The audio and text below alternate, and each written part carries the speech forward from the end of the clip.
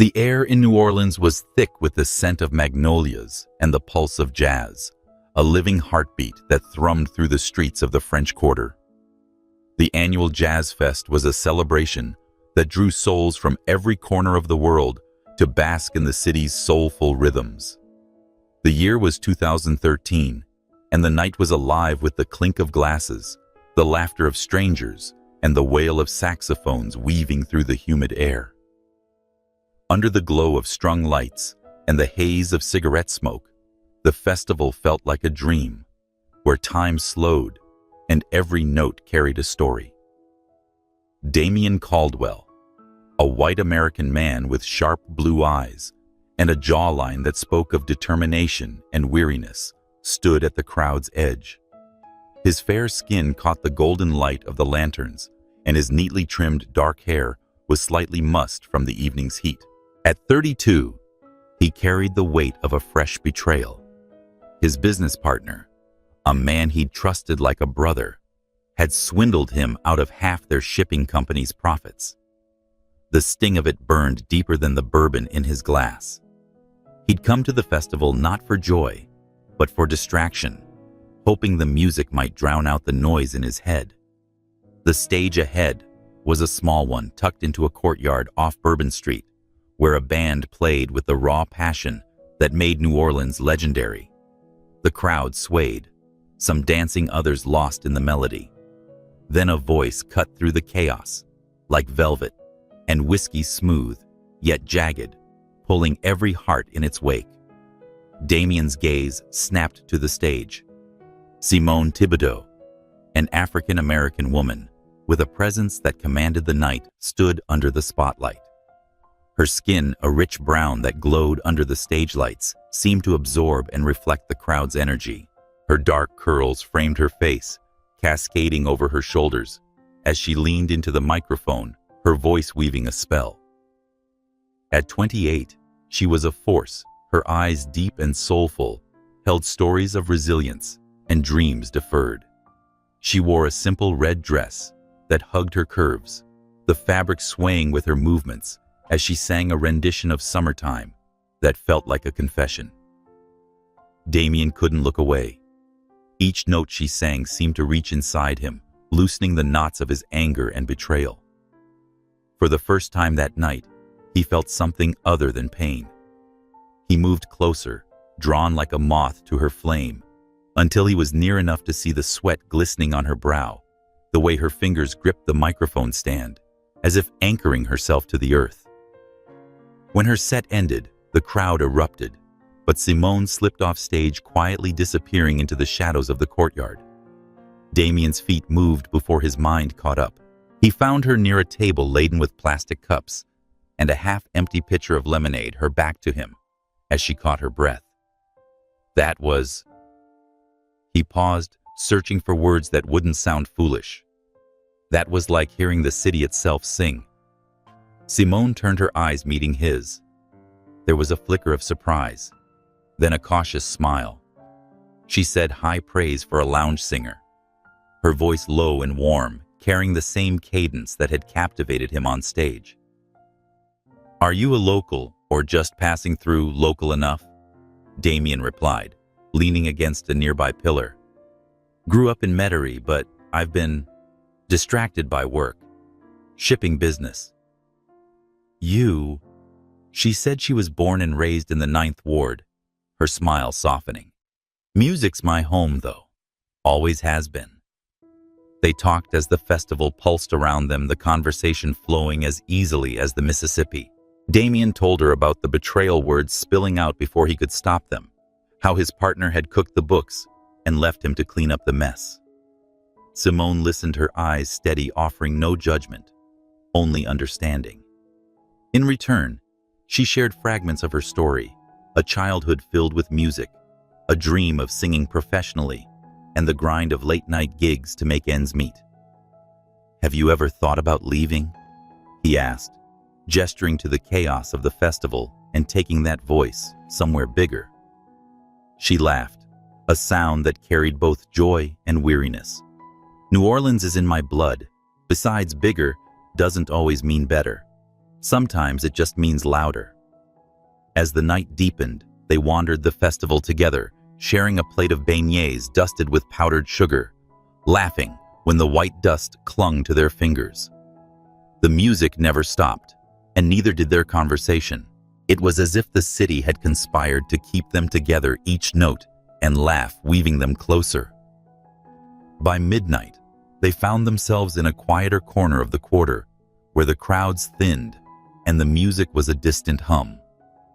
Under a wrought iron balcony, Damien took a chance. He reached for her hand, his pale fingers brushing against her warm brown skin. She didn't pull away. Instead, she stepped closer, her eyes searching his. "I don't do this," she said softly, almost to herself. "But tonight feels different." "It does," he agreed, his voice barely above a whisper. The kiss followed was electric, a spark that ignited something neither could name. They stumbled into a nearby hotel, a small historic place with creaking floors and walls that seemed to hum with the city's history. The night was a blur of passion, two souls finding solace in each other's arms. For those hours, the world outside ceased to exist. No betrayal, no grind, just the heat of their connection and the rhythm of their breaths. But dawn brought reality crashing back. A phone call shattered the stillness as they lay tangled in the sheets. Damien's phone buzzed insistently on the nightstand, the screen lighting up with his cousin Roland's name. Roland, a white man with a lean frame and a perpetual smirk, had always been more opportunist than family. His light brown hair and hazel eyes gave him a boyish charm, but Damien knew better than to trust it. "Damien, you need to get back to the office." Roland's voice crackled through the speaker, urgent and clipped. "There's a crisis, legal trouble with the company. If you don't show up now, we could lose everything." Damien's heart sank. He glanced at Simone sitting up and pulling the sheet around her, her dark eyes watching him with concern and resignation. "I have to go," he said, the words tasting bitter. "I'm sorry." She nodded, her expression unreadable. "Go, handle your business." He scribbled his number on a piece of hotel stationery, pressing it into her hand. "Call me, please. This isn't the end." She gave a small smile, but it didn't reach her eyes. "Sure, Damien." He left the weight of her gaze lingering as he stepped into the early morning light. The crisis Roland had described turned out to be a fabricated mess, a minor contract dispute blown out of proportion. By the time Damien realized he'd been played, hours had passed, and Simone's number, scrawled in haste, was smudged beyond legibility. He tried to find her, scouring the festival's performer lists and local venues, but New Orleans was a city of ghosts, and Simone had vanished into its shadows. Losing in the office with a smug grin, Roland clapped Damien on the shoulder. "You're welcome," he said, as if he'd done him a favor.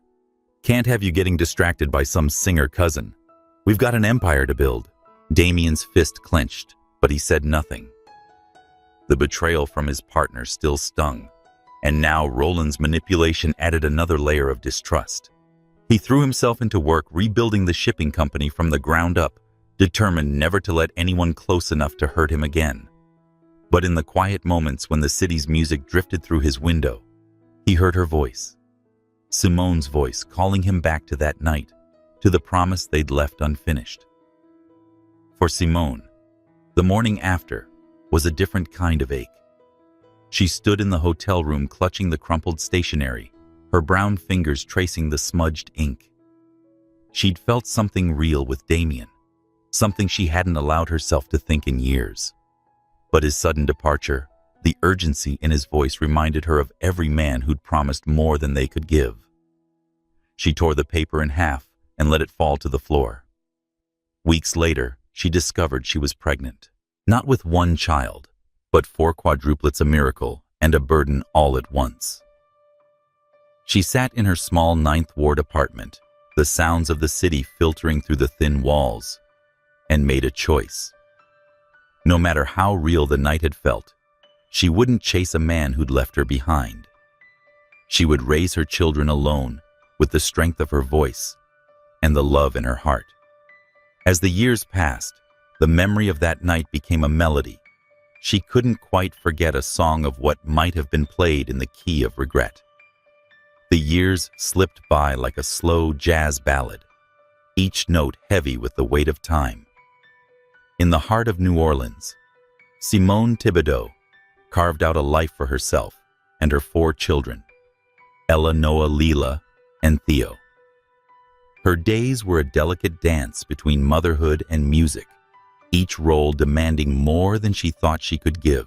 By day, she was a fierce protector, braiding Ella's hair, helping Noah with math, soothing Lila's scraped knees, and cheering Theo's endless questions about the world. By night, she transformed into the soul of the city's lounge scene, her voice filling smoky rooms with stories of love and loss. The Blue Crescent was her stage, a dimly lit venue tucked off Frenchman Street. The walls lined with faded posters of jazz legends seemed to whisper encouragement as she sang. The regulars knew her loved her, but the gigs barely paid enough to cover rent and the endless needs of 4 growing children.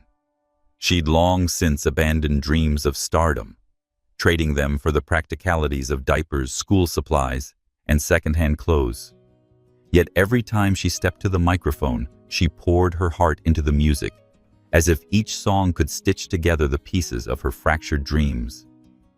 The quadruplets were her light, each with a spark that reminded her of that festival night 2013.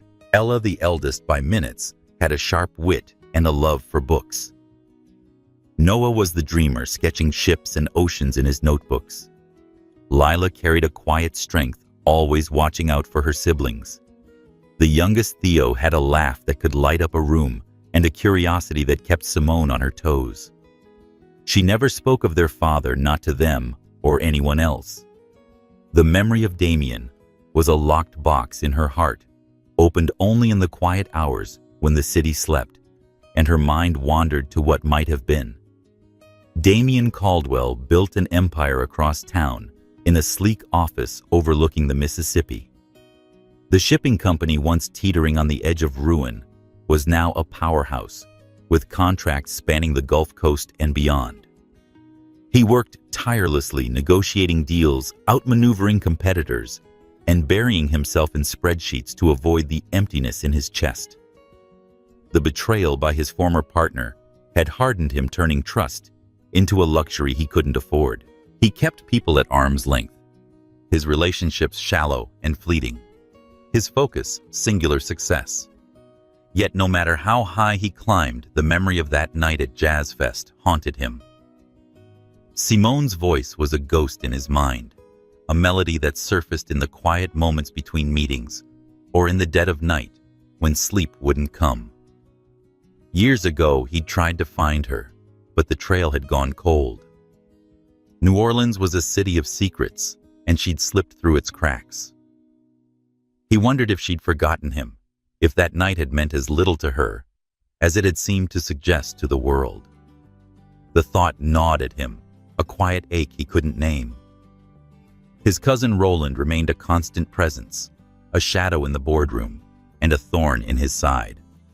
Roland had a knack for inserting himself into Damien's life, offering advice laced with self-interest. He managed parts of the company's logistics, always angling for more control, his smiles never quite reaching his eyes. Damien tolerated him not out of affection, but necessity. Family ties were complicated, and Roland knew too much about the company's early days to be cut loose entirely. Simone, meanwhile, faced her own battles. The lounge circuit was a grind, with club owners who paid late and audiences who sometimes cared more for their drinks than her songs. She'd faced whispers of scandal, rumors that she'd used men to climb the ladder, lies that stung all the more because they echoed her insecurities. She wasn't good, polished, or connected enough to break into the big leagues.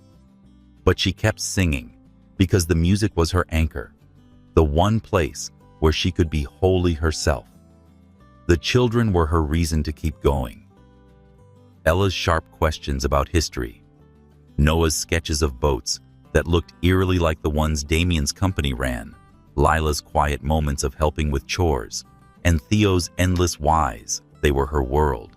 She taught them to love music, playing old jazz records on a second-hand turntable, watching their faces light up as Ella Fitzgerald or Louis Armstrong filled the room. She told them stories of New Orleans Mardi Gras and second lines, but never of the man who'd given them half their DNA. That story was too raw, too tangled with regret. Damien's life, by contrast, was a study in control. His office was a fortress of glass and steel, and his schedule was a relentless march of meetings and deals. He traveled often to Houston, Miami, even London, but New Orleans always pulled him back. The city's music chaos and life were in his blood, even if he tried to deny it. He attended galas and charity events, shaking hands with politicians and investors. But his smile was a mask. The women who flirted with him at these events never held his interest. They weren't hers. One night, after a particularly grueling day, Damien found himself in a dive bar on the edge of the quarter. The band was mediocre, the beer warm, but he stayed nursing a drink as the singer, a young woman with a decent voice, but none of Simone's fire crooned a cover of Misty. He closed his eyes, and for a moment, he was back at Jazz Fest, standing in that courtyard, hearing Simone for the first time. The memory was so vivid, it hurt. He didn't know that across town, Simone was singing the same song to a small crowd at the Blue Crescent. Her voice carried the weight of the years of raising 4 children alone, of dreams deferred, but never abandoned. The audience was sparse that night, but she sang as if the room were full, as if her voice could reach beyond the walls and into the heart of someone who'd once heard her and never forgotten. The distance between them was more than miles, years of choices, fears, and unspoken truths. Damien's heart was a locked vault sealed shut by betrayal and ambition. Simone's was a fortress too built from necessity and pride. Yet in the rhythm of New Orleans, their stories were still intertwined, 2 melodies, waiting for the right chord to bring them back together. As the city pulsed on, oblivious to their separate lives, fate was already setting the stage. A charity event loomed, bringing Simone's voice and Damien's longing into the same room again. The notes of their past were still there waiting to be played, and the city, always listening, knew the song wasn't over yet. The French Quarter hummed with its usual chaos, but tonight the energy felt sharper, as if the city itself sensed a collision of fates. It was a crisp autumn evening in 2023, and the grand ballroom of the Hotel Monteleone was alight with chandeliers and the murmur of New Orleans elite. The event was a charity gala for a local children's hospital, a glittering affair where the city's wealthiest mingled with artists and philanthropists, all dressed in their finest. The air carried the scent of jasmine perfume and the clink of champagne flutes, but currents of ambition and secrets swirled beneath the polished surface. Simone Thibodeau stood backstage, her fingers smoothing the hem of her emerald green gown. The dress hugged her curves, its fabric catching the dim light as she paced. She'd been invited to perform tonight, a rare opportunity to sing for a crowd that could open doors or slam them shut. Her heart raced not from nerves about performing, but from the weight of being here, in a world so far from her usual haunts. The Blue Crescent was her home, where the crowd knew her name, but this ballroom was a battlefield of wealth and influence, and she felt like an outsider. She adjusted her earrings, simple gold hoops that gleamed against her dark curls, and took a deep breath. The band was warming up, the soft strum of a double bass mingling with the pianist's scales. Simone closed her eyes, letting the music ground her. She'd chosen a set list of jazz standards tonight's songs that told stories of longing and resilience, songs that felt like pieces of her soul. She didn't know why this gig felt different, heavier, but she pushed the thought aside. She had a job to do. Across the ballroom, Damien Caldwell stood near a marble pillar with a glass of bourbon. He wore a tailored black suit that spoke of power and precision. His posture relaxed, but his eyes restless. He'd attended countless galas like this, shaking hands with council members and CEOs, but tonight he felt unmoored.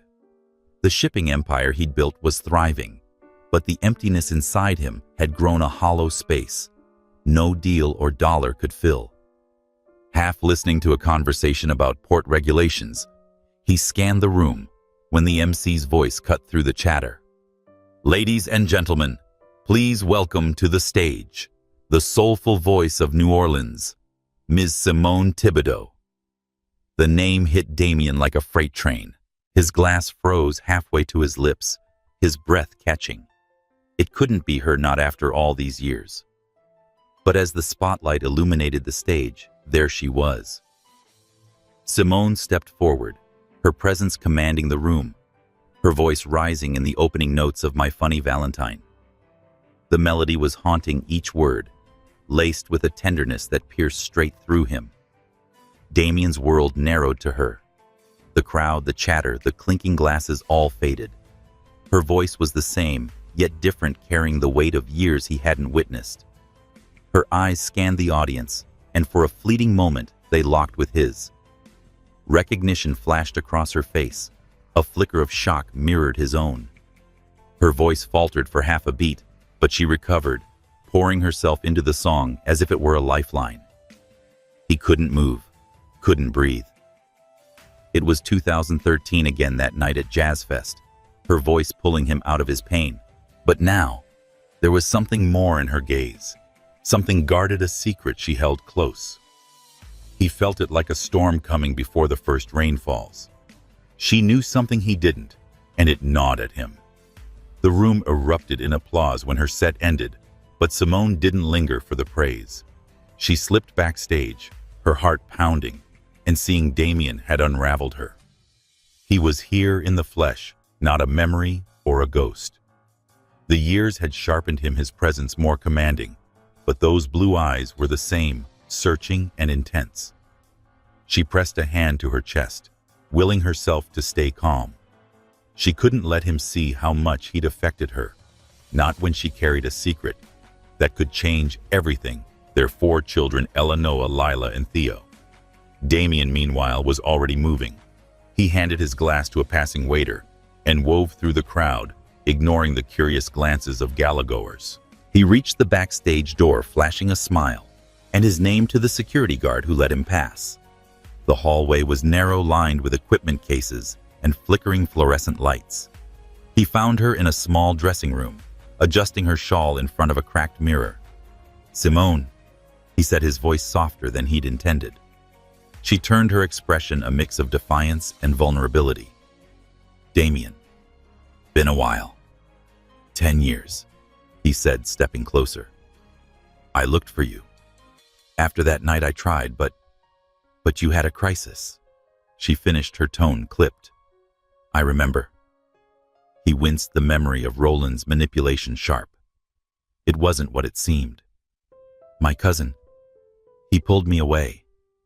I didn't mean to leave like that." She crossed her arms, studying him.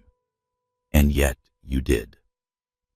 The silence between them was heavy, filled with unspoken questions. Damien wanted to ask why she hadn't called or vanished, but the words stuck in his throat. Instead, he said, "You were incredible tonight. You've always been great."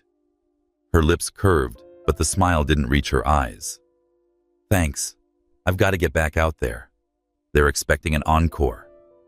She moved to leave, but he stepped into her path, not touching her, but close enough to feel the warmth of her presence. "Can we talk? After this, please." Simone hesitated, her hand on the doorknob. She wanted to say no to protect the life she'd built, but something in his eyes, raw, unguarded, made her pause. "Maybe," she said finally. "Find me after the show." She slipped past him, her perfume lingering like a promise. Oxytocin. Damien stood frozen, watching her disappear into the crowd. His mind raced, piecing together fragments of that night a decade ago and the years since. She was hiding something, he was sure of it. The thought both intrigued and unsettled him. The rest of the gala passed in a blur. Simone performed her encore, a soulful rendition of At Last, that left the room breathless. Damien watched from the sidelines, his heart tangled with awe and regret. When she finished, admirers swarmed her, and he didn't approach her again. Not yet. He needed answers, but he sensed she needed space. As he left the hotel, the city's night air hit him like a wake-up call. He'd find her again, no matter what it took.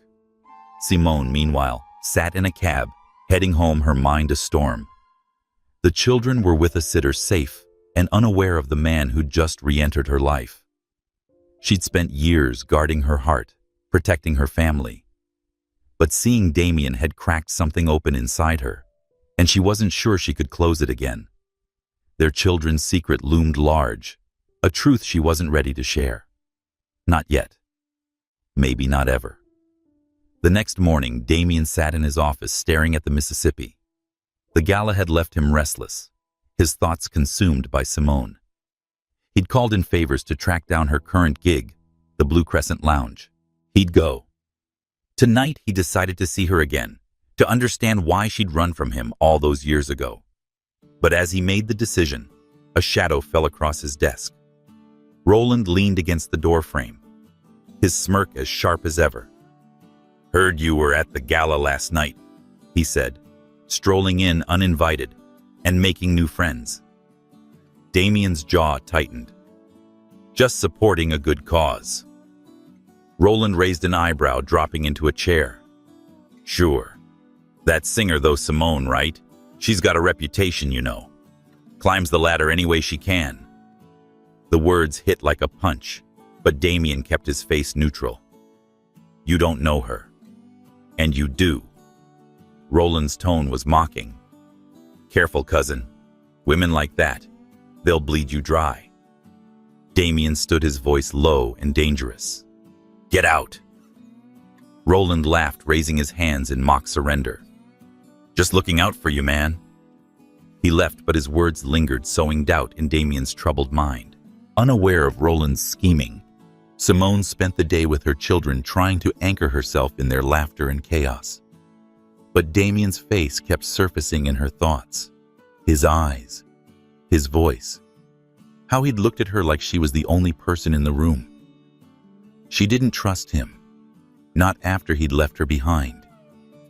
But she couldn't deny the pull, the unfinished melody of their past. As she prepared for her evening gig, she steeled herself. If he showed up, she'd face him. But she wouldn't let him in, not again. The Blue Crescent was alive with the low hum of conversation and the clink of glasses as Simone took the stage. The lounge was a haven for jazz lovers, its dim lights and worn velvet curtains creating an intimate cocoon. She wore a simple black dress tonight, her curls loose and framing her face, her presence magnetic as she began to sing "Cry Me a River." Her voice wove through the room, rich and raw, turning heads and quieting chatter. But her mind was elsewhere, tangled in the memory of Damien's gaze at the gala the night before. Damien sat at a corner table, half hidden in the shadows, his bourbon untouched. He'd come straight from the office, driven by a need he couldn't name.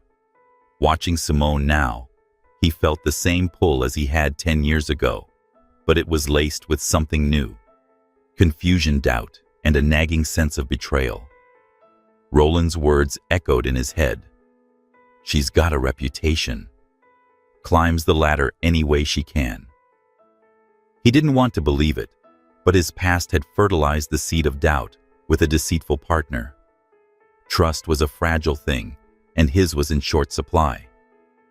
Simone felt his presence before she saw him, a prickle of awareness that made her falter mid-note. Her eyes found him in the crowd, his intense stare cutting through the haze of cigarette smoke. She finished the song with a flourish, her heart pounding, and announced a short break. The crowd applauded, but she barely heard it as she stepped off stage, heading for the bar to steady herself. Damien approached his movements deliberate, like a man navigating a minefield. "You didn't call," he said, his voice low enough to blend with the background music. She sipped her water, her eyes guarded. Didn't have a reason to. His jaw tightened, but he kept his tone even. "I thought we had something." That night was long ago. She cut in, setting her glass down. "People move on, Damien. Have you?" The question was soft, but carried weight, like a stone dropped into still water. She didn't answer, her gaze flickering away. The truth was too heavy. 4 children, his children, growing up in her 9th Ward apartment while she sang her heart out in places like this. She couldn't tell him, not when she didn't trust him, not when she wasn't sure what he'd do with the truth. Instead, she said, "What do you want, Damien?" A trip down memory lane. "I want to know why you disappeared," he said, stepping closer. "I want to know what happened." She laughed, a sharp, bitter sound. "Life happened. You left. I kept going."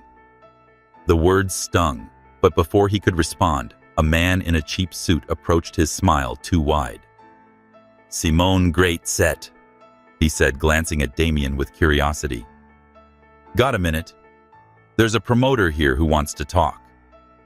Simone nodded, grateful for the interruption. "Duty calls," she said to Damien, brushing past him. He watched her go, his chest tight with frustration. Something was wrong, something bigger than a decade-old misunderstanding, but he couldn't put his finger on it. Meanwhile, Roland was busy. He sat in a dimly lit bar across town, nursing a whiskey and spinning his web. He'd always resented Damien's success, the way he'd clawed his way to the top of the shipping world, while Roland played second fiddle. The gala had given him an opportunity to dig up dirt on Simone and use it to keep Damien in line. He'd spent the day spreading rumors through carefully placed calls and whispered conversations with industry insiders. He claimed Simone had a history of using men to get ahead, her talent a mere facade for ambition. The lies were subtle, plausible, and designed to spread like wildfire. By the following evening, the rumors had reached the Blue Crescent's owner, a gruff man named Jimmy, who'd always had a soft spot for Simone. He pulled her aside before her, set his face grim. "Heard some talk about you, Simone," he said, scratching his beard. "People are saying you got cozy with some big shots to land gigs." "That true?" Simone's stomach dropped. "You know me, Jimmy. That's not who I am." He studied her, his eyes kind but wary. "I believe you. But the talk's out there. Promoters are getting skittish. You gotta be careful." She nodded, her throat tight. The rumors felt like a betrayal, a knife in the back from an unseen enemy. She suspected Roland, Damien's slick cousin, had been at the gala. His smirk unmistakable, but she had no proof. All she could do was keep singing and keep proving herself. But the weight of it pressed down on her, feeding the voice in her head that whispered she'd never be good enough for the world beyond these walls. Damien, too, was grappling with the rumors. Roland had cornered him at the office that morning, dropping hints about Simone's past. Just saying, cousin Roland had said, leaning back in his chair. "You don't know her as well as you think. Word is, she's got a trail of broken hearts and big favors behind her." Damien's fists clenched under the desk. "You're full of it, Roland." "Am I?" Roland shrugged, his eyes gleaming. "Ask around. People talk." Damien did ask around, discreetly, calling a few industry contacts. The responses were vague, but troubling whispers of Simone's ambition, her charm used as a weapon. He didn't believe it, not entirely, but the doubt festered. His past betrayal had left scars, and the idea of being played again twisted his gut. He needed to see and confront her, but every time he tried, she slipped away, her walls higher than ever. Simone felt the rumors closing in like a noose, Her children sensed her tension at home, though she tried to hide it. Ella, sharp as ever, asked Mama, "You okay? You look sad." Simone forced a smile, ruffling her daughter's hair. "Just tired, baby. Big show tonight." But the show was a battle. The crowd was smaller than usual, and the energy was off. Whispers of the rumors had reached the audience, and some regulars avoided her eyes. She sang anyway, her voice fierce and defiant, pouring her pain into stormy weather. Damien was in the same corner again, his presence a magnet she couldn't ignore. When the set ended, she didn't run this time. She marched to his table, her resolve like steel.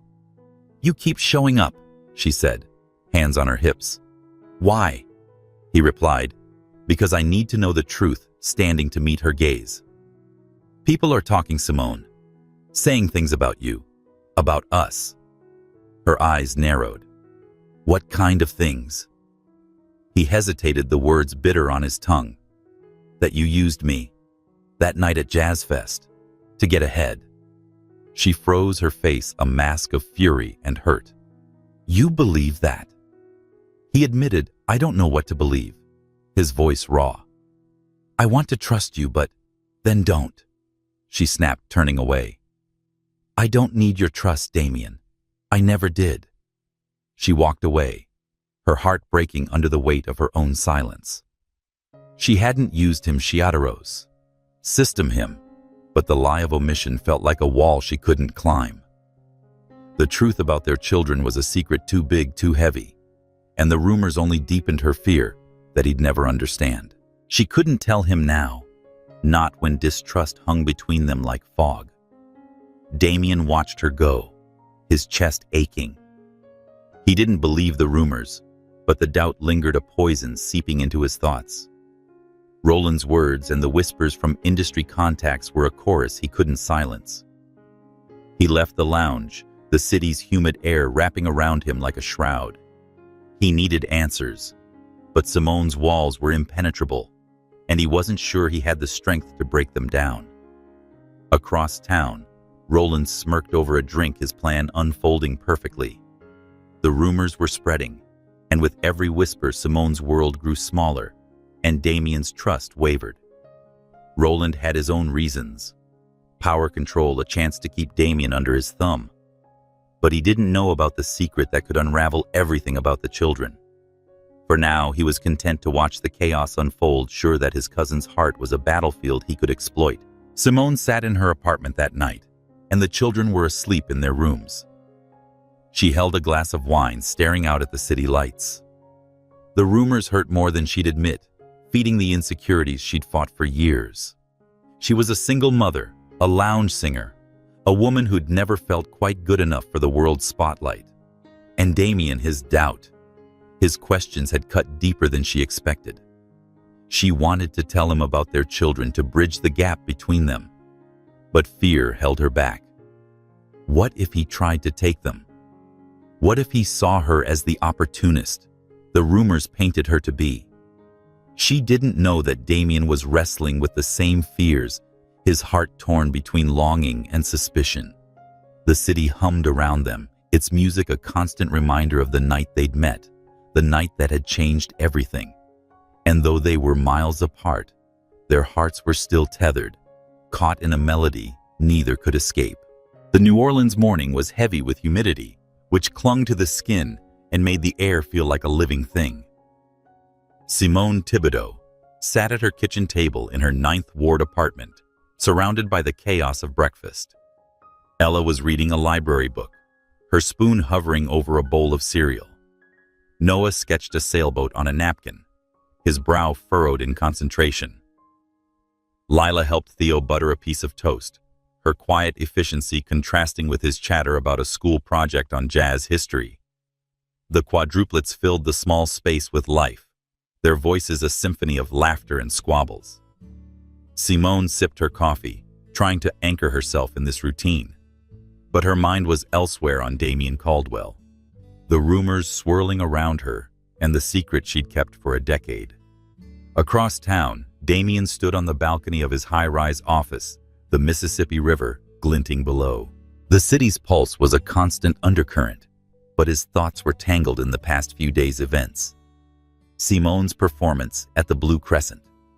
Her sharp words, the rumors Roland had seeded, they churned in his mind like a storm.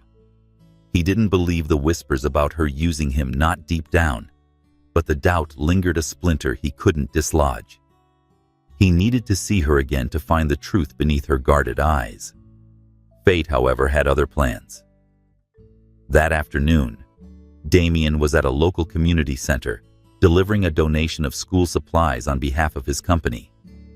It was a routine PR move, but he'd chosen to attend in person, craving a break from the office's sterile walls.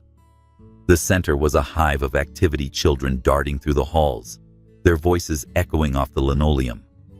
Damien spoke with the director when 4 kids caught his eye. They were unmistakable quadruplets moving as a unit, their features so strikingly familiar, it stopped him cold. Ella, the leader, was explaining something to a teacher, her hands animated. Noah carried a stack of art supplies, his eyes scanning the room. Lila was organizing a table of books, her movements precise, while Theo bounced on his toes, asking questions about a poster on the wall. Damien's breath caught. Their faces and mannerisms were like looking into a mirror, but softer, younger, with traces of someone else. Someone he knew. He approached slowly, his heart pounding. "Hey," he said, crouching to Theo's level. "What's that poster about?" Theo grinned, launching into an explanation about Louis Armstrong. Damien listened, but his eyes darted to the others, noting their eyes' shape and the curve of their smiles. It was impossible, yet undeniable. He straightened, his mind racing.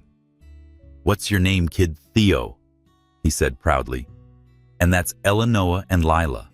We're quads." Damien's smile froze. Quadruplets.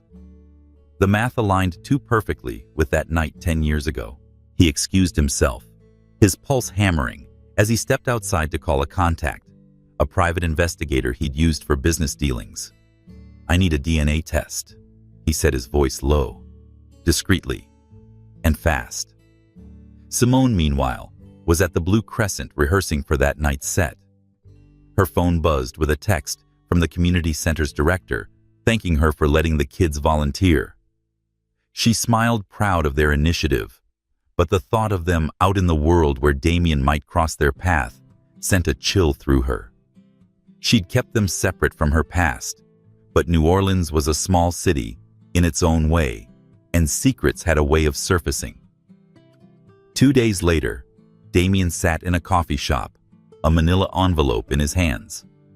The investigator had worked quickly, obtaining samples from a discarded juice box Theo had left at the center and comparing them to a sample from Damien. The results were unequivocal, 99.9% probability of paternity. Damien stared at the paper, his world tilting. 4 children. His children. Simone had known, and she'd never told him. He drove to her apartment, the address obtained through the same investigator. The building was modest, its paint peeling, but the sound of a trumpet drifted from an open window, a reminder of the city's soul. He knocked, his heart a drumbeat. When Simone opened the door, her eyes widened, then narrowed. "What are you doing here?" she asked, her voice sharp. "We need to talk," he said, stepping inside before she could protest. The apartment was small but warm, filled with books, drawings, and a turntable spinning a Billie Holiday record. The children weren't home, likely at school, but their presence was everywhere, in the photos on the walls, the toys scattered on the couch. Damien held up the envelope. "I know about the kids, Simone. Ella, Noah, Lila, Theo. They're mine." Her face crumpled, a mix of fear and resignation. She sank onto a chair, her hands trembling. "How did you—" "I saw them," he said, his voice breaking at the community center. "I had a test done. Why didn't you tell me?" She looked away, her eyes glistening. "You left Damien. That morning you walked out and I was alone. I found out I was pregnant, quadruplets no less, and I had to make a choice. I couldn't chase a man who might not want this life, or like us. I would have stayed, he said, his voice raw. If I'd known, I would have stayed. Would you? She stood, her eyes blazing. You were building your empire, Damien. I was a lounge singer, with nothing but a voice and a dream. What would you have done with 4 kids? Taken them. Fought me for them. I couldn't risk that. The words hit him like a wave. He saw the years he'd missed, their first steps, laughter, and lives flashing before him. I didn't know, he said, his voice barely above a whisper. I'm sorry, Simone. I'm so damn sad. She wiped her eyes, her resolve hardening. I did what I had to do. They're my world. I won't let you take them. I don't want to take them, he said, stepping closer. I want to know them. If you'll let me, I want to be part of their lives. She studied him, searching for a lie, but his eyes were open, raw with pain and hope. For the first time, she saw not the man who'd left, but the one who'd returned. Still, fear lingered. I need time, she said finally. This isn't just about you and me. It's about them. He nodded, his throat tight. I'll wait as long as it takes. As he left, the city's music seemed to mourn with him, the notes of a distant saxophone echoing his regret. Simone closed the door, leaning against it, her heart a battlefield of trust and fear. The children would be home soon, and she'd have to decide how to tell them about the father they'd never known. The days that followed were a blur for both. Damien threw himself into work, but his thoughts were with the children, their faces haunting him. He wanted to know them. Ella's sharp wit, Noah's quiet creativity, Lila's steady strength, Theo's boundless curiosity. But he respected Simone's need for space. He sent her a letter, not through a lawyer, but in his handwriting, promising to follow her lead and be patient. Simone, meanwhile, grappled with the weight of her secret revealed. She watched her children closely, searching for signs of their father in their laughter, their gestures. Ella's determination, Noah's love of the sea, Lila's quiet resolve, Theo's endless questions. They were pieces of Damien, and that truth both comforted and terrified her. She hadn't decided how to introduce him, or if she would, but the choice was no longer hers. Roland, oblivious to the children, continued his scheming. He'd noticed Damien's distraction, the way his cousin's focus had shifted from the company to something personal. Roland saw an opportunity to tighten his grip to keep Damien off balance. He didn't know about the quadruplets, but he knew Simone was a weak point, and he pressed it, spreading more rumors to keep her on the defensive. For Simone, the rumors were a growing storm, threatening her livelihood. For Damien, the revelation of his children was a seismic shift, a chance to rebuild what he'd lost. But the path forward was fraught, and the city watched its music, a reminder that some songs could only be sung together. The Blue Crescent was packed, the air thick with anticipation, as Simone prepared for her biggest show in months. A local promoter had booked her for a special event, a showcase for up-and-coming artists that could lead to a recording deal. The stage was set with extra lights, the band polished to perfection, and Simone's set list was a love letter to New Orleans, songs of resilience, heartbreak, and hope. She wore a deep blue dress that shimmered under the lights, her curls swept up to reveal the determined set of her jaw. This was her chance to rise above the rumors, to prove she was more than the whispers Roland had spread. But trouble was brewing. Ever the opportunist, Roland had caught wind of the showcase through his network of industry contacts. He saw Simone's rising star as a threat to his hold over Damien, who'd been distracted since their last confrontation. Roland wasn't one to play fair. He'd hired a thug, a lowlife named Vince, who worked odd jobs for shady deals to sabotage the event.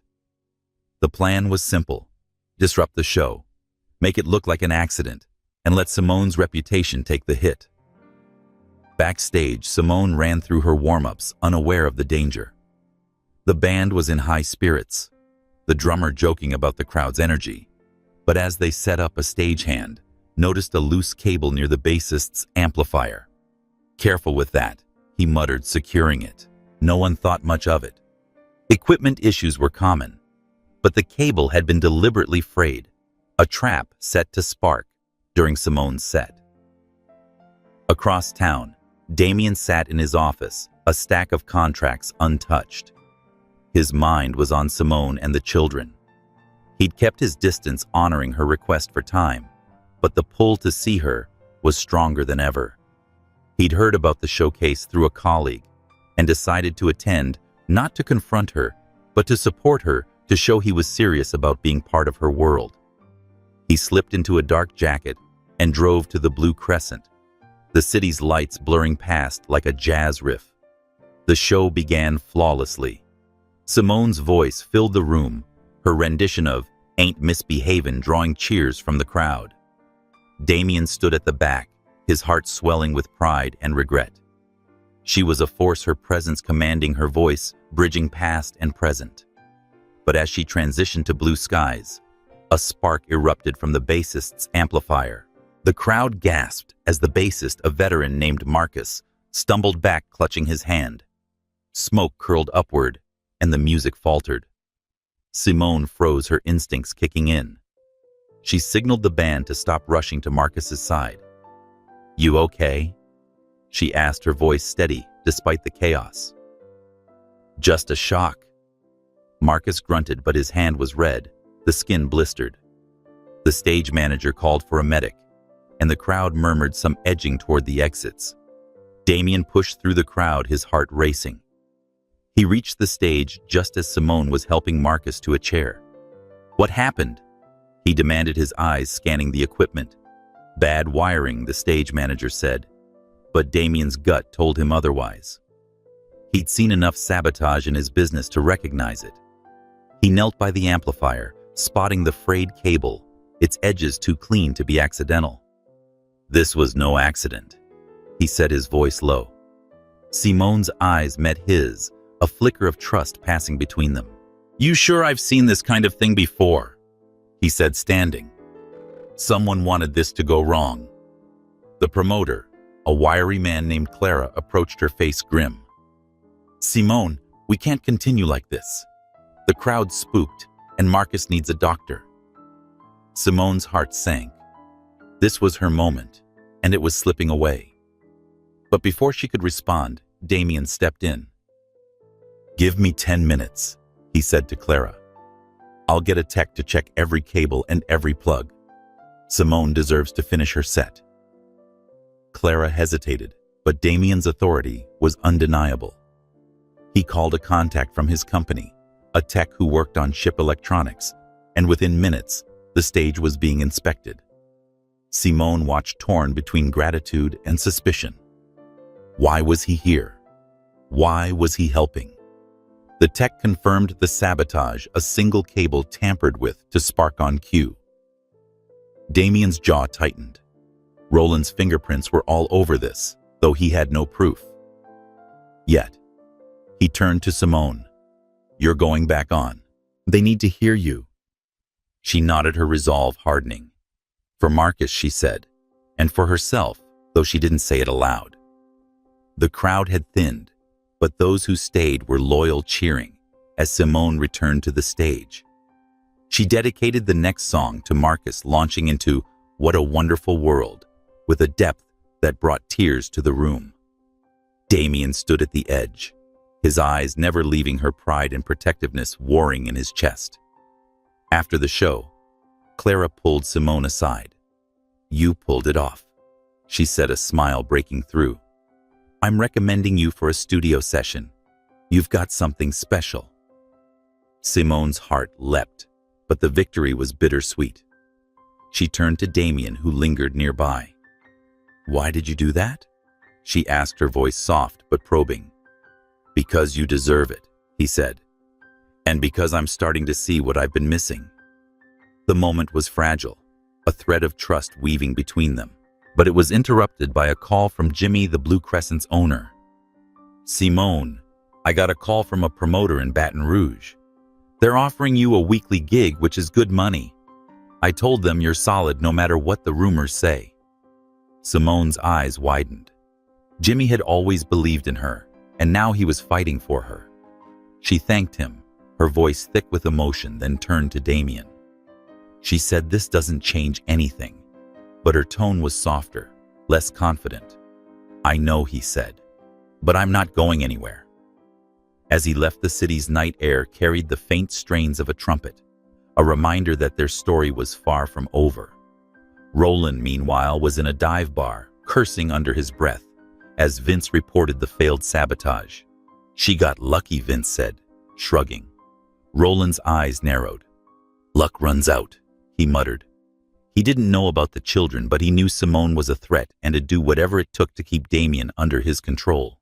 The stakes were rising, and the city's rhythm pulsed with the promise of a reckoning. The New Orleans night was alive with its usual cacophony: street musicians, coaxing melodies from trumpets, the clatter of beads from late-night revelers, and the hum of conversations spilling from bars. Simone Thibodeau sat in her Ninth Ward apartment, the glow of a single lamp casting shadows on the walls. Her children, Ella, Noah, Lila, and Theo, were asleep, their soft breaths a quiet counterpoint to the city's pulse. She held a cup of chamomile tea, its steam curling upward, but her mind was far from calm. The showcase at the Blue Crescent had been a triumph, despite the sabotage, and Damien's unexpected help had cracked open a door she'd kept locked for years. Yet the weight of her secret, their children, and the rumors swirling around her career pressed heavily on her chest. Across town, Damien Caldwell paced his high-rise office, the Mississippi River a dark ribbon below. The revelation of his children had shifted his world, but Simone's hesitation to let him in kept him at arm's length. He wanted to know Ella, Noah, Lila, and Theo to be more than strangers to them, but he respected her need for time. Still, the sabotage at the Blue Crescent gnawed at him. He suspected Roland, his cousin, whose sly comments and convenient crises had always carried a hidden agenda. Damien needed proof, something to pin Roland down, but his cousin was slippery, always one step ahead. The morning brought an unexpected twist. Simone found an unmarked envelope slipped under her apartment door, except for her name scrawled in sharp, unfamiliar handwriting. Inside was a single sheet of paper, typed and anonymous. Simone. The rumors aren't random. Roland Caldwell is behind them. He's hiding more than you know. Ask about his father's deals with Gulf Coast Shipping. There's blood on those contracts. Watch your back. Her heart raced as she reread it, the words sinking in. Gulf Coast Shipping was a rival company, one Damien had outmaneuvered years ago. Roland's father, a shadowy figure in the family's history, had been a silent partner in Damien's early ventures. Simone had heard whispers of shady deals, but never specifics. The note's warning about blood sent a chill through her. She folded it carefully, tucking it into her purse. She didn't trust anonymous notes, but the mention of Roland confirmed her suspicions. He'd been at the gala, his smirk a constant thorn, and now he tried to ruin her showcase. But why? And what did he stand to gain? Damien, meanwhile, received a similar envelope at his office, which was delivered to his assistant, but with no return address. His note was briefer, but no less cryptic. Damien, your father's dealings with the Gulf Coast weren't clean. Roland knows and uses it to control you. Check the 2010 contracts. A friend. Damien's jaw tightened as he read it. His father had died years ago, leaving behind a legacy of ambition and secrets. Damien had always suspected there was more to the family's rise in the shipping world, but he'd buried those questions, focusing on rebuilding after his partner's betrayal. The note suggested Roland was leveraging that past to keep him in check, a puppet on strings Damien hadn't seen. He called his lawyer Evelyn, a no-nonsense woman, and asked her to pull the company's archive contracts from 2010. Discreetly, he added, "No one can know." Simone spent the day distracted, her thoughts on the note, as she took the kids to school. Ella noticed her unease, her sharp eyes narrowing. "Mama, you okay?" she asked, adjusting her backpack. "Just thinking about work," baby Simone lied, forcing a smile. "Big show coming up." Ella didn't push, but her gaze lingered too perceptive for her own good.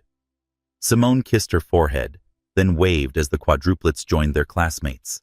She headed to the Blue Crescent for a rehearsal, the note burning a hole in her purse.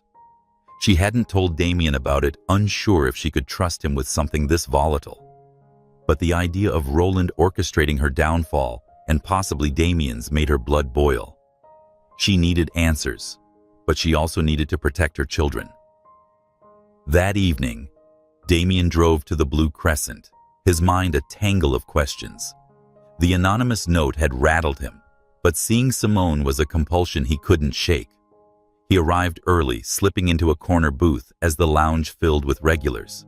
Simone was already on stage, running through a sound check, her voice a low hum that stirred memories of their night a decade ago. He watched her, noting the strength in her posture, the fire in her eyes. She was fighting something he could tell, and he wondered if it was the same shadow he was chasing.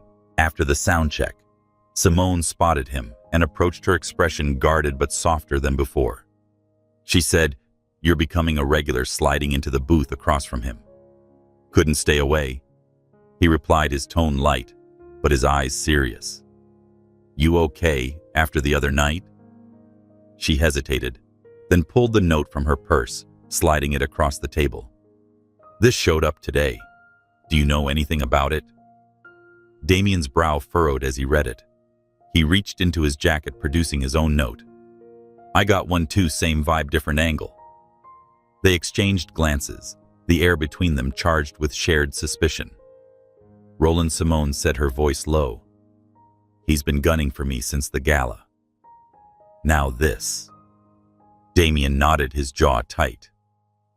"He's been playing me too. Always has. But this Gulf Coast, my father, is deeper than I thought." Simone leaned forward, her voice barely above a whisper. "What do you know about your father's deals?" "Not enough," he admitted. He was cagey about the early days. "I was too busy cleaning up after my partner's mess to dig. But if Roland's using this to hurt you, to pull us..." He trailed off, the word "us" hanging between them. Simone's heart skipped, but she pushed it aside. She said, "We need to find out what he's hiding before he does more damage." They agreed to keep the notes secret and dig quietly. Damien promised to share whatever Evelyn found in the contracts, and Simone decided to ask around her industry contacts discreetly. It was a fragile alliance built on necessity rather than trust, but it was a start. The next day, Damien met Evelyn at a quiet cafe away from the office's prying eyes. She slid a folder across the table, her expression grim. "Your father's deals with the Gulf Coast were dirty," she said. "Back in 2010, he cut corners, bribes, falsified safety reports, even a hush payment after a worker died in a dock accident. Roland's father was in on it, and Roland inherited the paper trail. He subtly held it over your head to keep you in line." Damien's stomach churned. "Why didn't I know? You were young, focused on growth," Evelyn said. "Your father kept you in the dark. But Roland's been using this to secure his role in the company. If it goes public, it could tank your reputation." Damien nodded, his mind racing. He needed to confront Roland, but not yet. He needed proof, something to neutralize his cousin's leverage.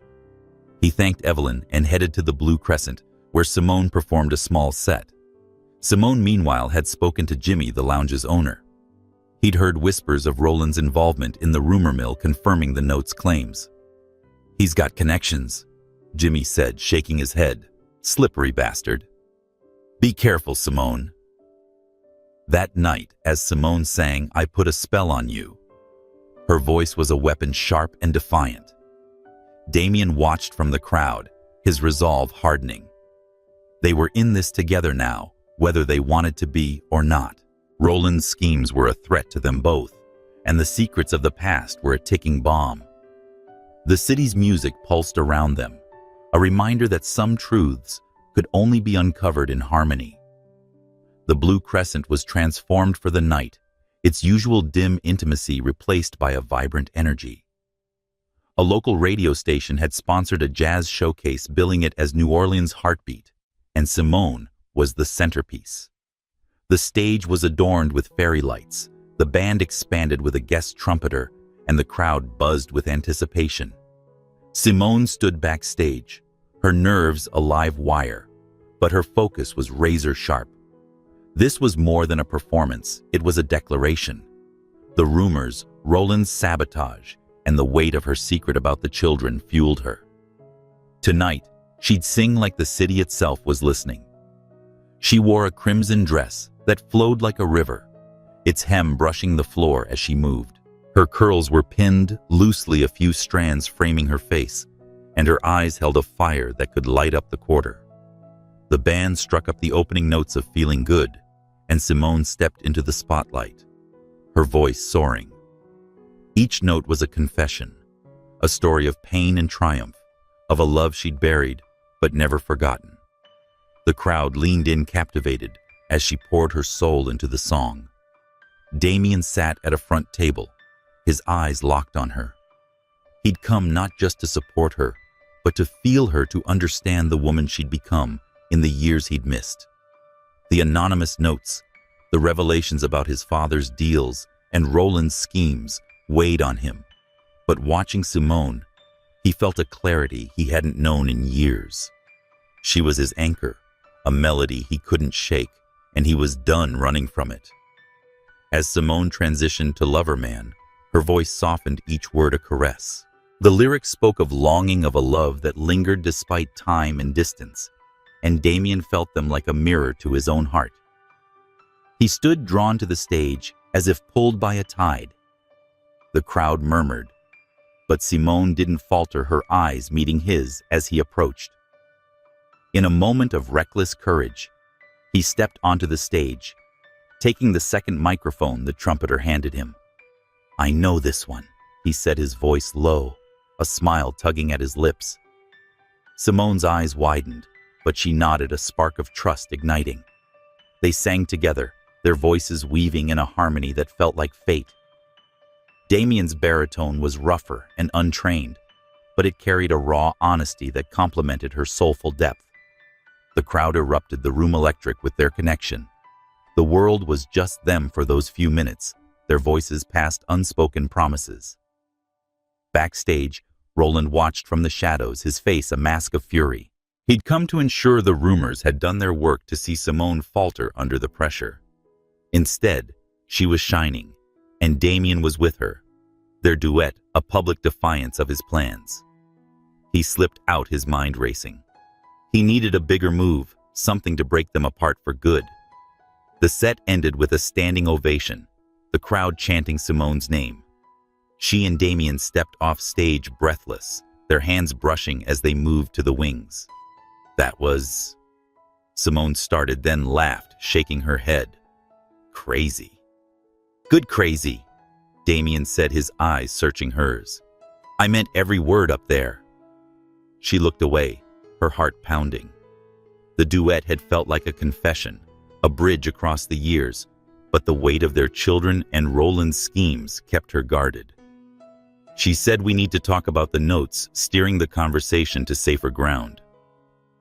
"What did your lawyer find?" Damien's expression darkened. "Enough to know Roland's been playing a long game. My father's deals were dirty bribes, cover-ups. Roland's got the evidence and uses it to keep me in check. But I'm working on a way to turn it against him." Simone nodded, her own note burning in her memory. "Jimmy says Roland's been talking to promoters and spreading lies. He's trying to bury me, Damien. And now you're in his sights too. Then we fight back together," he said, his voice firm. "No more running."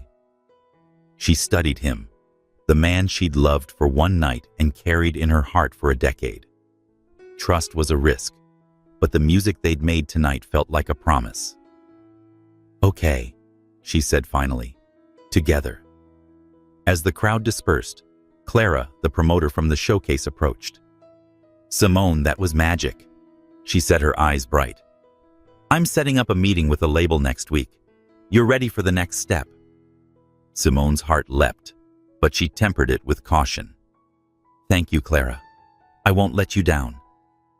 Damien watched her pride swelling in his chest. She was a star. He'd do whatever it took to protect her light. But Roland's absence from the lounge didn't go unnoticed. His cousin was plotting, and the anonymous notes warned that the fight was far from over. Later at home, Simone tucked the children in their questions about her big show filling the air. Theo, ever curious, asked, "Was it like singing with Louis Armstrong, Mama?"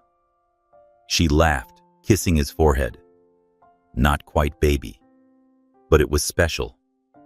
As she sat alone, the duet with Damien replayed in her mind, a melody of what could be. But the note about Roland's blood debt lingered a shadow over her triumph. She didn't know what Roland was planning, but she knew one thing: she'd fight for her children, her music, and maybe, just maybe, for the man who'd sung with her tonight. Damien, too, lay awake, the city's music drifting through his window.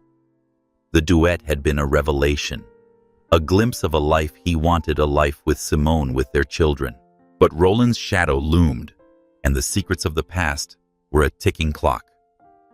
The jazz of New Orleans pulsed on, carrying their story forward, note by note. The New Orleans dawn painted the sky in hues of amber, and rose casting a soft glow over the Ninth Ward.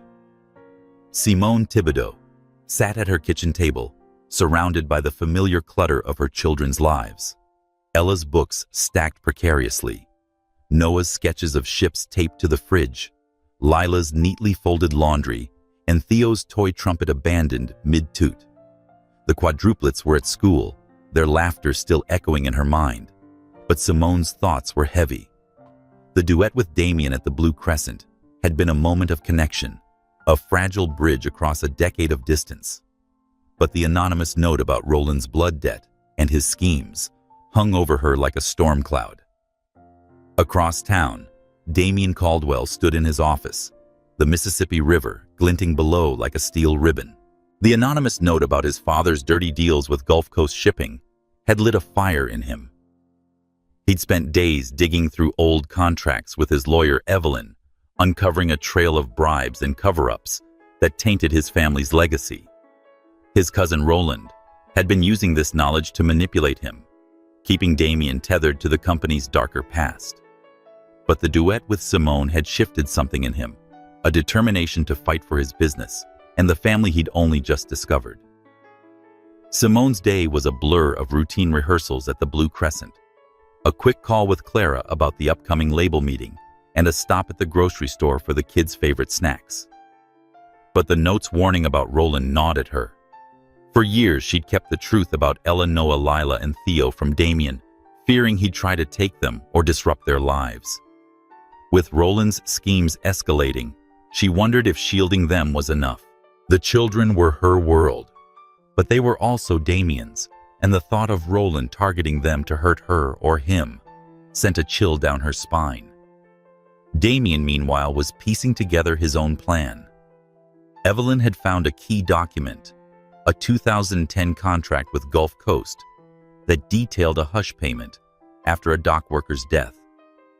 Roland's father had signed it, implicating himself and Damien's father in the cover-up. Roland had inherited this leverage to secure his position in the company and keep Damien in check.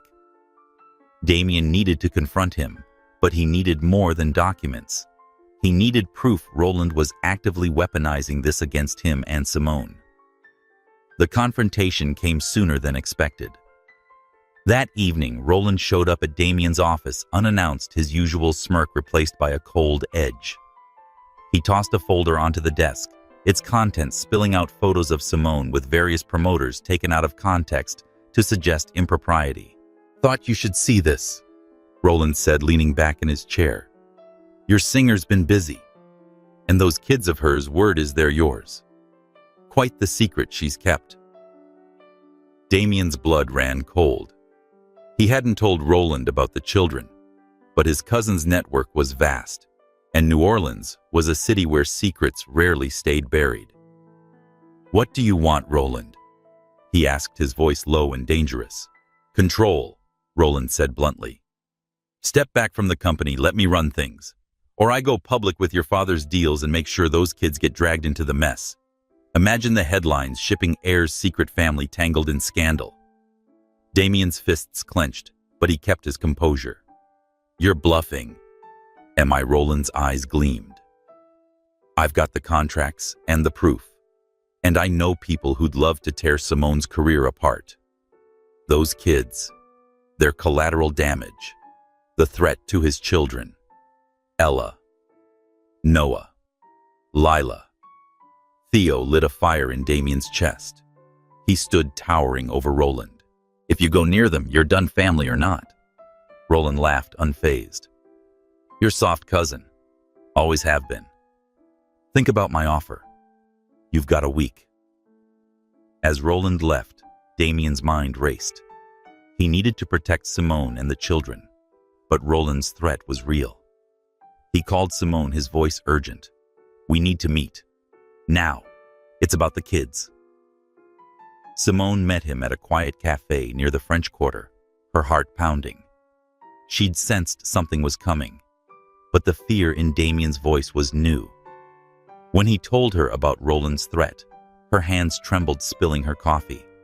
"He knows about the kids," she whispered, her voice breaking. "He does," Damien said, his jaw tight. "And he's using them to get to me, to us. He's got dirt on my father's deal stuff that could ruin the company if it goes public. He wants control and is willing to drag you and the kids through the mud to get it." Simone's eyes blazed. "He's not touching my children, our children," Damien corrected gently, his gaze steady. "I'm in this, Simone. I won't let him hurt them or you." She looked away, her heart a battlefield. She'd spent years building a life for her kids, relying on no one but herself.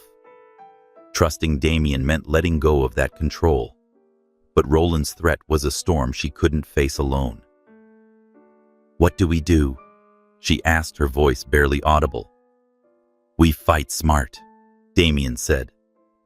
"Evelyn's digging deeper into the contracts. If we can prove that Roland blackmailed me, we can neutralize him. But we need to keep the kids safe. Can you get them somewhere secure for a few days?" Simone nodded, thinking of her sister in Baton Rouge. "I can send them to my sister's. She's got a big house and loves the kids. They'll be safe there." "Good," Damien said. "I'll hire security to watch the place discreetly. And I'll talk to Jimmy at the Blue Crescent. Make sure your gigs are covered if you need time." Simone's throat tightened.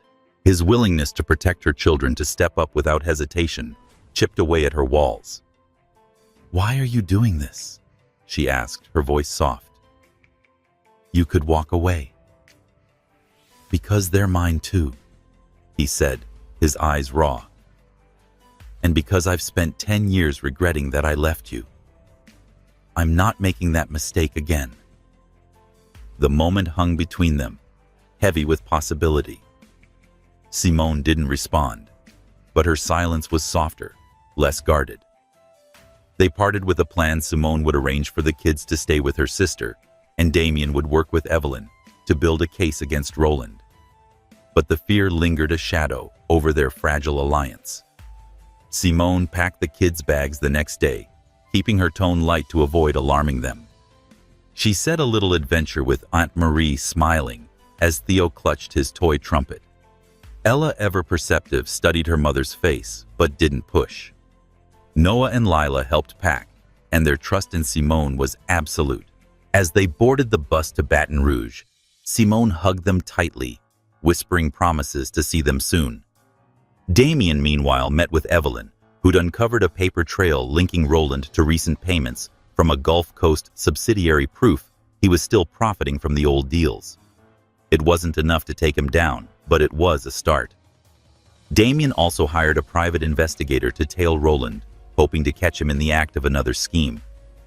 Simone performed at the Blue Crescent that night, her voice carrying a fierce edge. She sang "Strange Fruit," a song that felt like a battle cry against the threats closing in. Damien was there in his usual corner, his presence a quiet anchor. When their eyes met, she felt a spark of strength, a reminder that she wasn't alone. But Roland was watching too from a distance, his plans darkening. He'd underestimated Simone's resilience and Damien's determination, but he wasn't done. The children were his leverage, and he'd use them to break the bond forming between their parents. The city's music pulsed on a witness to the storm brewing as Simone and Damien braced for the fight of their lives. The days that followed were a delicate dance of caution and courage. Simone checked in with her sister daily, ensuring the kids were safe and happy. Damien worked tirelessly gathering evidence against Roland while keeping his company running. Their alliance grew stronger and was built on a shared purpose, but the threat to their children kept them on edge. The city watched, and its jazz was a reminder that love and danger often played the same tune. The Hotel Monteleone's ballroom glowed with opulence, its chandeliers casting golden light over a sea of tuxedos and evening gowns. The annual Crescent City Charity Gala was in full swing, a glittering event that drew New Orleans elite to raise funds for local schools. The air was thick with the scent of orchids and the clink of champagne flutes, but beneath the polished surface tension simmered. Tonight was more than a fundraiser, it was a battlefield, and Simone Thibodeau and Damien Caldwell were ready for war. Simone stood backstage, her crimson gown a bold contrast to the nervous energy in her chest. She was set to perform a short set, her voice a centerpiece of the evening, but her thoughts were on Roland's threat. The children were safe with her sister in Baton Rouge, guarded by discreet security Damien had arranged, but the fear of Roland's reach lingered. She adjusted her earrings, her fingers steady, despite the storm in her heart. Clara, the promoter, had promised this performance could seal her deal with the record label, but Simone knew Roland was planning something. The anonymous notes had warned her he was a snake, and tonight he'd strike. Damien stood near the bar, his tailored suit sharp and his eyes sharper, scanning the crowd. He'd spent the week building a case against Roland with Evelyn, his lawyer. They'd uncovered bank records linking Roland to illicit payments from Gulf Coast Shipping's subsidiaries, proof he was profiting from the same dirty deals he'd used to blackmail Damien. They'd also found emails where Roland orchestrated the rumors against Simone, paying off industry insiders to spread lies. It was enough to expose him, but Damien must play this carefully. Roland was here, his smirk visible across the room, and Damien knew his cousin was ready to make good on his threat to drag the children and the family's past into the open. As the MC introduced Simone, the crowd hushed and she took the stage. Her voice filled the ballroom with summertime, the notes a haunting blend of hope and sorrow. Damien watched, his heart swelling with pride and protectiveness. She was a force, her presence commanding, and he knew he'd do anything to keep her and their children safe. Halfway through her set, Roland made his move.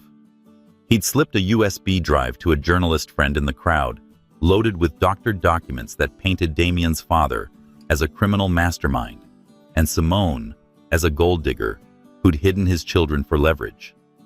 He stepped to a microphone during a pause in Simone's performance, his voice cutting through the room like a blade. "Ladies and gentlemen," Roland said, his tone smooth but venomous.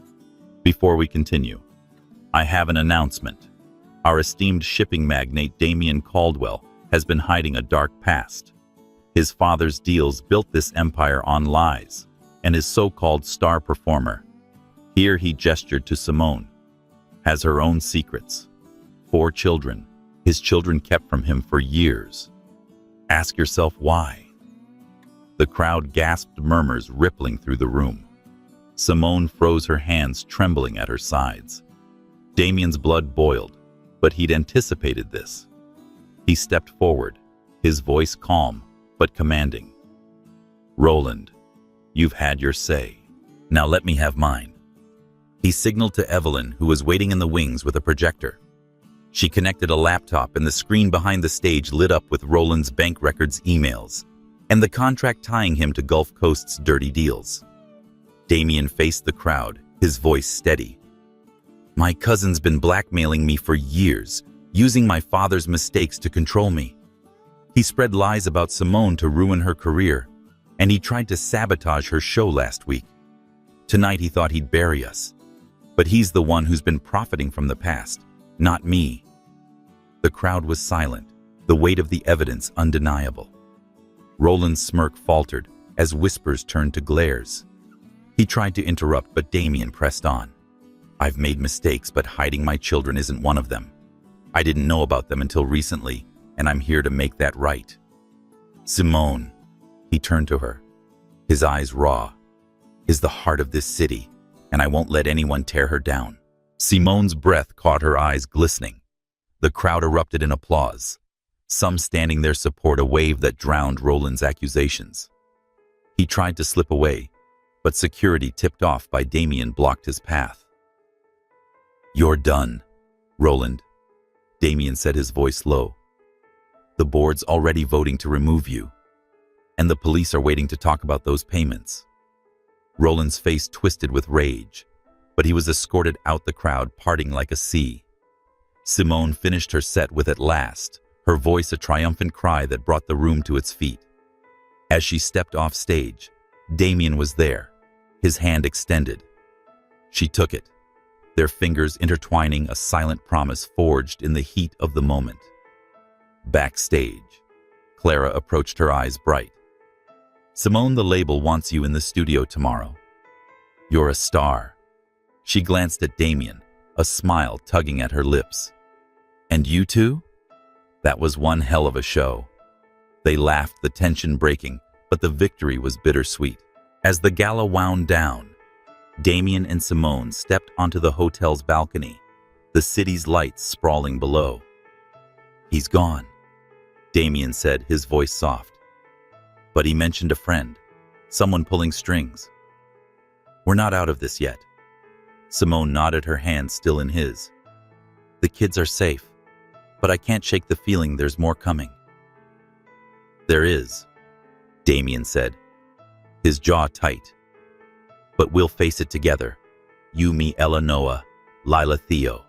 We're a family now. The word family hung in the air, heavy with meaning. Simone's heart ached with its weight, but for the first time she felt hope. They stood together, the city's music a soft undercurrent, as a shadow lingered on the horizon, a mysterious ally of Roland's, watching, waiting, ready to strike. The gala's aftermath was a whirlwind. Damien worked with Evelyn to finalize Roland's removal from the company, ensuring the evidence was airtight. Simone prepared for her studio session, her voice stronger than ever, but her thoughts were on the children. She called her sister, hearing Ella's chatter, Noah's quiet pride, Lila's calm updates, and Theo's endless questions. They were her anchor, and now with Damien by her side, she dared to imagine a future where they all belonged.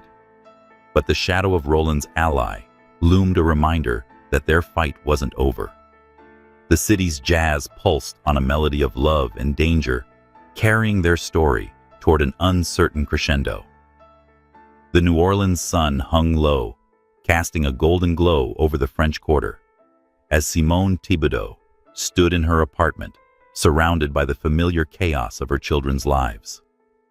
Ella's books were scattered across the table, Noah's latest ship sketch pinned to the fridge, Lila's neatly folded laundry stacked in a corner, and Theo's toy trumpet lay abandoned mid-toot.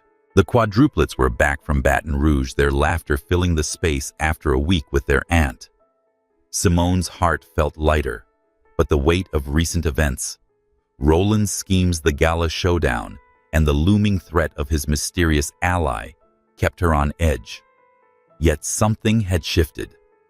Damien Caldwell's presence, fierce defense at the gala, and promise to be part of their children's lives had cracked open a door she'd kept locked for a decade.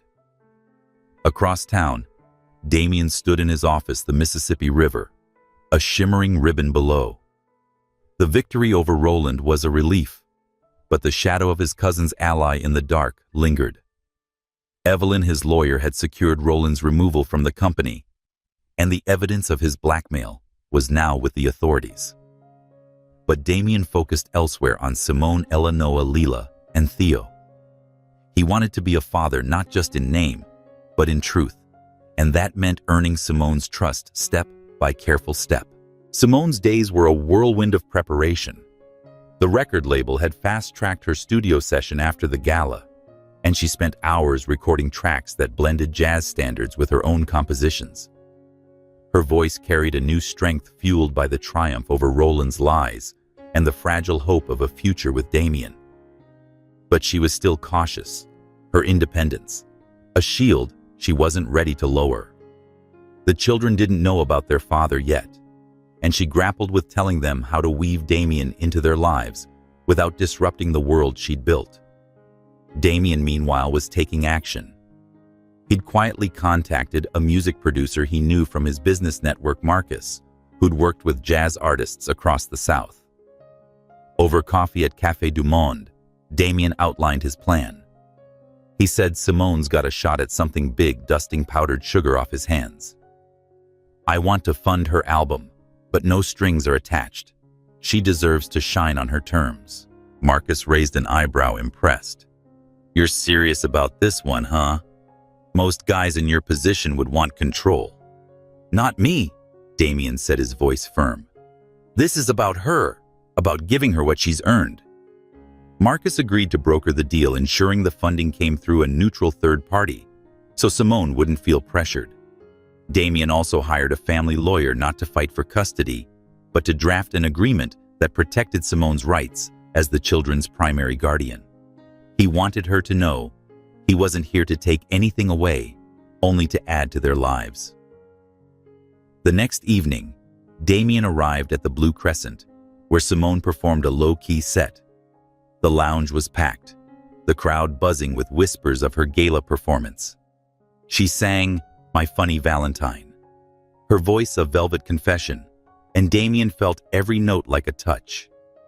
When she stepped off stage, he was waiting, a folder in his hand. "What's this?" Simone asked, eyeing the folder as she sipped water.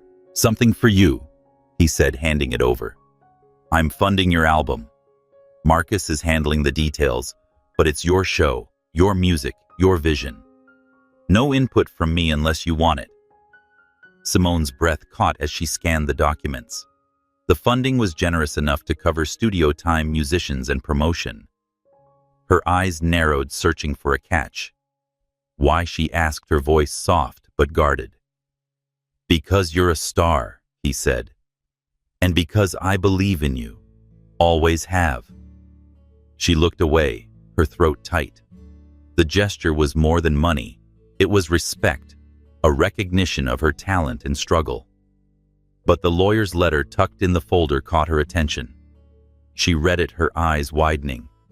"You're not trying to take the kids?" "Never," Damien said, his voice raw. "That's to protect you, to show I'm not here to control or take anything. I want to be their father, Simone, but only if you're ready, only on your terms." The words hit her like a wave, washing away a layer of fear she'd carried for years. She'd built walls to protect her children and her heart, but Damien's actions were chipping away at them. "I need to think," she said, her voice trembling.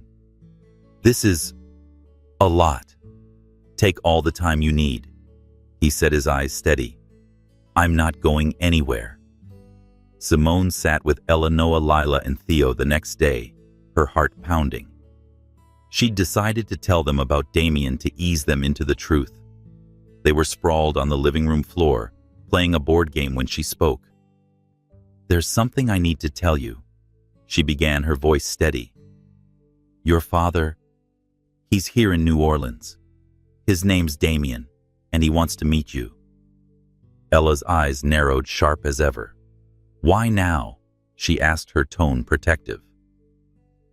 "He didn't know about you," Simone said, choosing her words carefully. "I didn't tell him because I thought it was best for us. But he's here now, and wants to be part of your lives, if you want that." Noah looked up from his sketch, curious. Does he like ships? Simone smiled, her heart aching. Yeah, he does. He runs a big shipping company. Lila, quiet but observant, asked, Is he nice? He's trying to be, Simone said. He helped me at work and he's doing things to show he cares. But it's up to you guys. We'll go slow. Theo, ever the optimist, grinned.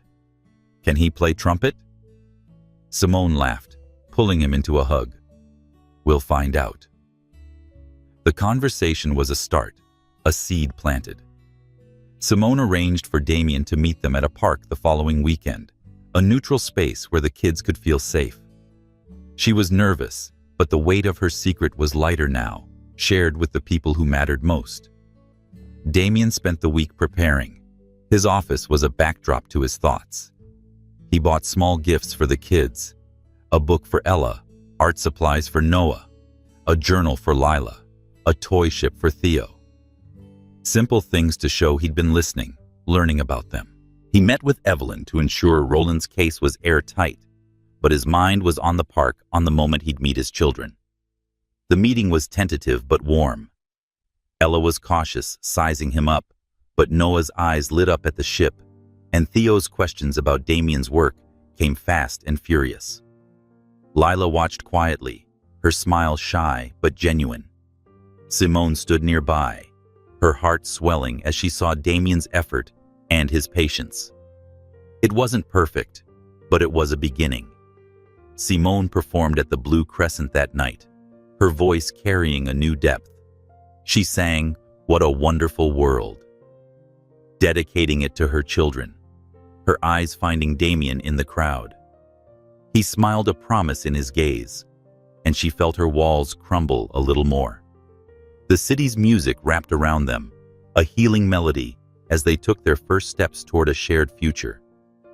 But in the shadows, Roland's ally watched a figure whose name remained hidden. The gala had been a setback, but their plans were far from over. The city hummed its jazz, a reminder that peace was fragile, and the following note could bring danger. The days that followed were a delicate balance. Simone recorded her album, her voice soaring, while Damien began regular visits with the kids, earning their trust with stories and games.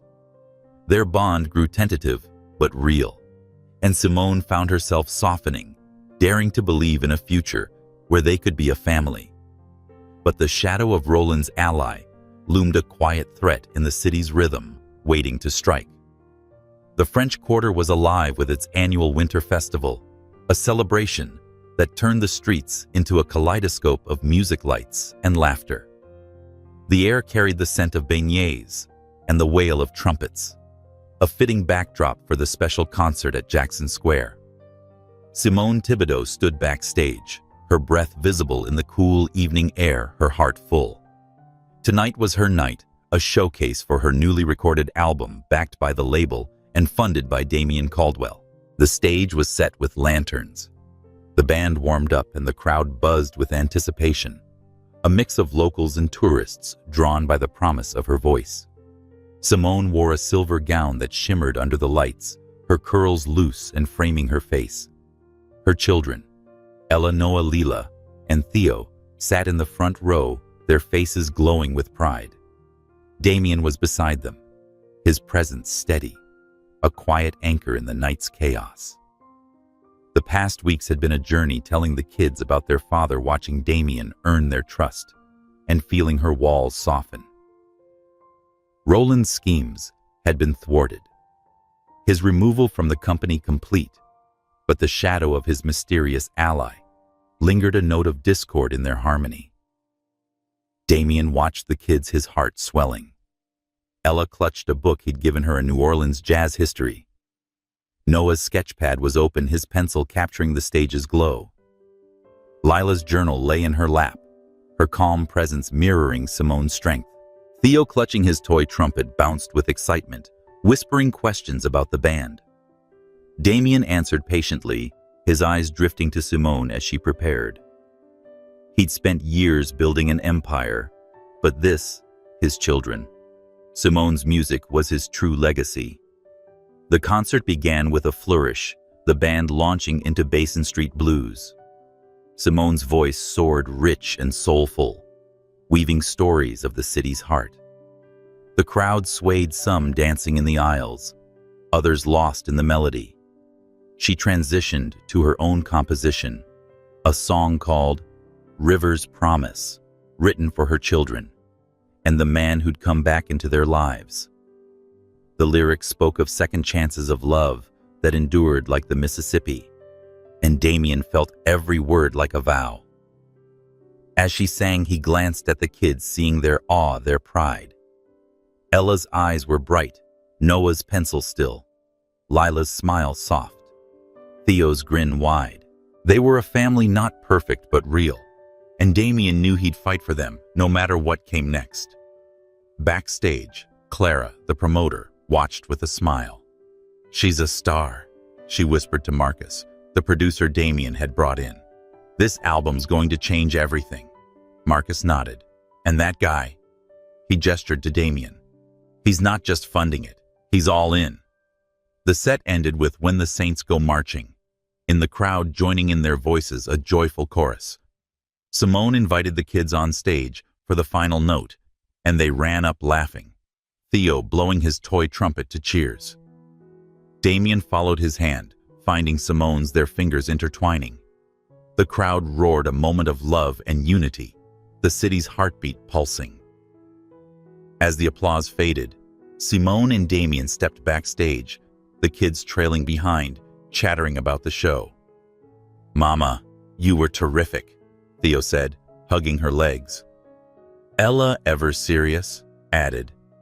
"You made the whole square feel alive." Simone laughed, pulling them close. "You four make me feel alive." Damien watched, his heart full. He'd never imagined this, a family, a shared stage, a love rekindled. But as they left the square, his phone buzzed with an unknown number. He answered, his voice cautious. "Who is this?" A low, unfamiliar voice replied. "You thought Roland was the end game, Caldwell. He was just the start. Watch your back." The line went dead, and Damien's blood ran cold. He glanced at Simone, who was helping Lila with her coat, unaware of the call. He didn't tell her, not yet. Tonight was hers, their children's, and he wouldn't let a shadow steal it. But the threat was real, a reminder that their story wasn't finished. They walked through the quarter, the kids skipping ahead, Simone's hand in his. The festival lights glowed, and the music was a constant undercurrent. "What's next?" Simone asked, her voice soft, her eyes searching his. "We keep going," Damien said, squeezing her hand. "You, me, the kids. Whatever comes, we face it together." She nodded, a smile breaking through. Together. The city's jazz pulsed, a symphony of love, danger, and hope. The mysterious allies' call was a warning, a new chapter waiting to unfold. But for now, Simone, Damien, and their children stood united, their hearts in tune with New Orleans' endless song, ready for whatever melody came next. The night ended with the family at a quiet cafe, sharing beignets and laughter. Simone's album was set to release in the spring, and Damien was planning a summer trip with the kids, a chance to build memories. But the call lingered in his mind, a shadow note in their harmony. The city watched its music, a promise that their story would continue, with love as its rhythm and danger as its counterpoint.